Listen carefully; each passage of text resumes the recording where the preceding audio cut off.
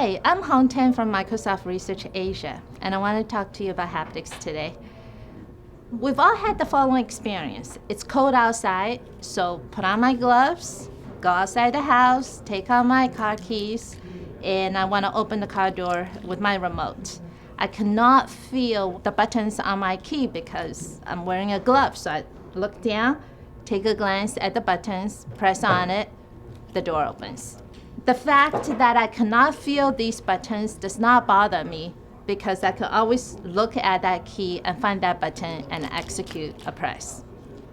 Now, what if I tell you this is exactly how we have been interacting with our computers?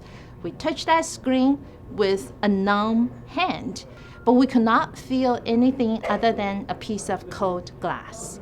We're developing technologies that's going to enable you to not only touch, but feel that computer screen. What we have done is we want to create a sensation when you type that's much more similar to a key click, not just an abstract sound, not just an abstract vibration. So we do this by taking the screen actually literally off of that phone and put piezoelectric materials under the bezel.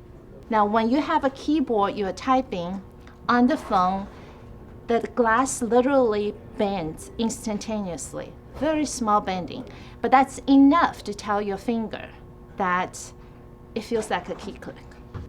This is our Surface Touch cover, except it's only a cover. We have taken everything outside and put different things in there. Again, we use piezoelectric actuators. So when I send a high voltage to it, they buckle, and that is the mechanism for creating that sense of click under your fingertip. And we find that people do type faster and they make less errors when they can have this kind of key click as compared to just sound feedback, which is typically implemented in most of these devices.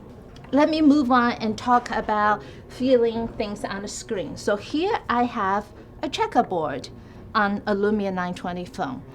The black part feels a bit sticky, and the white part feels smoother.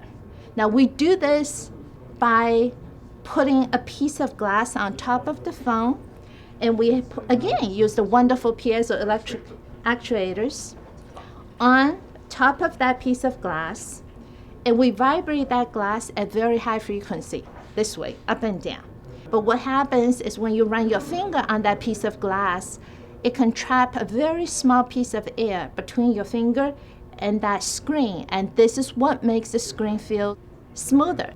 The last demo is very similar. We change surface friction so you can feel different regions as different textures, but we do this with a different mechanism. We call this electrostatic haptics. The fingertip is filled with fluid here, so when there's charges here, it attracts the opposite charges towards them. So that creates a force that pulls the finger down. Now when you move your finger back and forth, I can fool people into thinking that something's happening on that piece of glass. I hope that we've given you a glimpse into the future of human-computer interaction, where we can not only reach out and touch, but feel what's on that computer screen. Thank you.